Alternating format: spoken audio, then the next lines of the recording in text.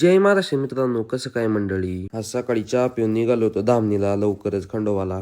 आम्ही कोणतं काम मनावर घेतले आणि ती नीट झाले का? अहो निघालो सकाळी, गोपाच्या गाडीची किकच तुटली. गोपाची गाडी कामाला लावून निघालो आपली गाडी आणायला घरी. काय सांगायचे, आपला नट पाडला सायलेन्सरचा. 8:30 वाजता निघालो होतो, 11 वाजले मनसर मध्येच. फायनली धामणीची एंट्री करणारच होतो. छकुदाची एक बहीण भेटली, मग काय VIP दर्शन झालं, घेतली तळीविळी भरून, काम उरकावलं. 1 किलोमीटर चालत आलो. आपले भाऊ बसले होते इकडं. गेले गेले एका रिक्षात घेतली थोडी रेस्ट. कशी आमच्या जाधवांची संघटना, थोड्या गप्पा चप्पा झाली. आज जिगुदा काय ऐकत नव्हता, जब्बा घालून टोपचा विषय. उसाचा रस पेलो, गोपाला गोळा खायचा होता, गोळा खाऊन डायरेक्ट आलो घाटात. तिथून निघालो पुढच्या प्रवासाला. पाबळचा बैरोबा करून, कनेरसरची यमाई करून झालं दर्शन. जाताना रस्त्यात मान्याबाईच्या समाधीपाशी गेलो, तिथं जुन्या आठवणी ताज्या केल्या. येता येता अवसरी पाट्यावर जरा बांट्यापाशी थांबलो, लस्सी विस्सी पेलो, छकुदाची फ्रेम न्यायला आलो. मग गोपाची गाडी घेतली, निघालो फायनली घरी.